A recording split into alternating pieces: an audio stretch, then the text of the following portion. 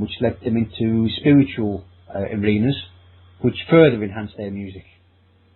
So you like them? I like their latter stuff, Richard, absolutely. Their former stuff is bland nonsense and drives me nuts.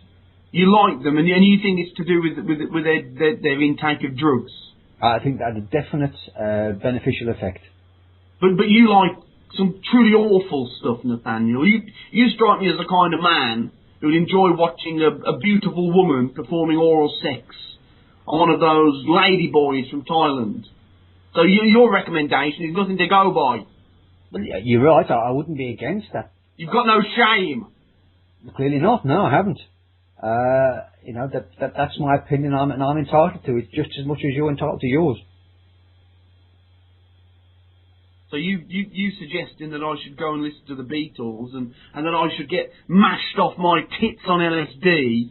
Well, I'm not going to do it. Certainly not your current state. I think that might see you off. I'm not going to do it. Get yourself... Don't crowbar me into your liberal agenda, your wishy-washy lifestyle. Don't try and make me a replica of you. I'm not going to crowbar you into anything, but all I'm going to do is make suggestions that I think may be positive in your life. Yeah, and you can take that how you will. You listen to me. When I was at prep school, I made it my mission to burn every single copy of the Beano that I laid eyes upon. Because of its sinfulness. Creativity. Well, maybe it's time for a new thought form for you, Richard. You know, it's surely worth examining. You're the one at the low ebb at the moment. Maybe look at life in a different way. Maybe next week you'll come back a changed person.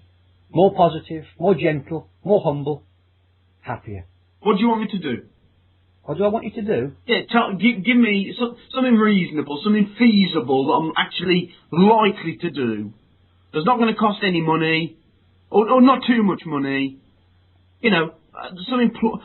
Don't tell me to go to New Zealand and smear myself in the boiling mud, because I'm not going to do that. No, we'll start at a more basic place than that, Richard, if we can. We can't jump to such degrees. Something local. Get out of bed. Well, I'm going to do that, but seriously, I want you to give me a mission. Okay. To expose myself to something creative. Yeah. And I can report back next week. Got just a thing for you. Just a thing. Go on. Consider this. If you wake up in the morning and you're feeling in the same frame of mind, fetch yourself a pen and paper and put your thoughts down. Get them out of your head, onto some paper, and let's see if that contains any therapy within it. That's all you want me to do? That's all I want you to do to begin with, Richard. I'm not going to prescribe medication, stimulants of any type. To do so in your current condition would be absolutely awful. We have to start gently, and I'm sure that given 2 or 3 days, maybe a week, of this therapeutic exercise, you would see and feel some benefit. Maybe you can come back next week and tell us about what you've written. And how many words should each entry be? Oh, that doesn't matter. You know, you make it a sentence, you can make it 10 pages if you want. Keep going until you feel... What's the word I'm looking for? Until you feel... Cleansed? Cleansed, that's the word. How would I begin? How would I begin my entries? Could you give me a couple of examples of opening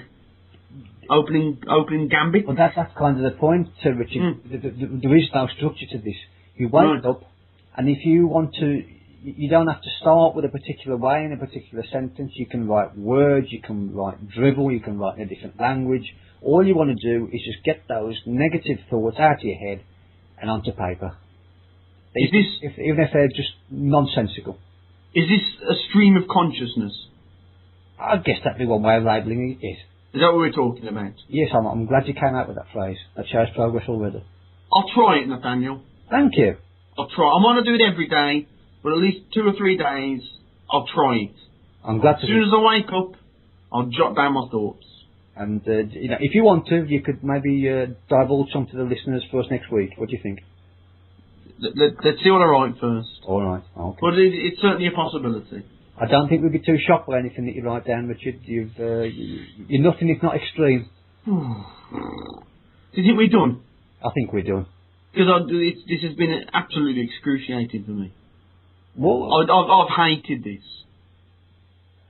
well, I've hated it, Nathaniel. I've only done this for you. well, thank you. If it's any consolation, I've really enjoyed it, and I hope the listeners have enjoyed it too. And I commend you for making it through to the end. That shows professionalism and discipline. And that shows I think this could be the worst episode of anything that's ever been recorded. Well, you've got to take into consideration your state of mind. You could, you know, if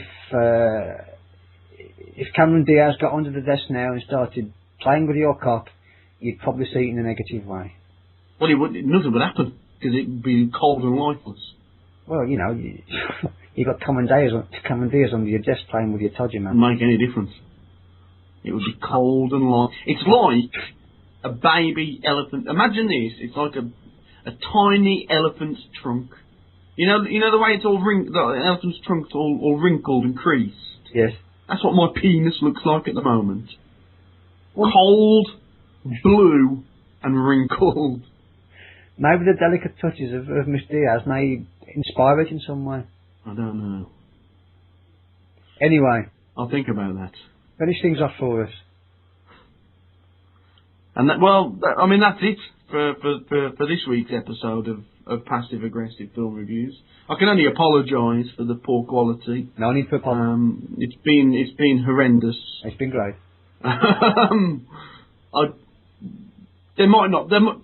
Thinking about it, there might not be an episode 13. We'll have to see. But if there is, you listen if you can be fucking bothered.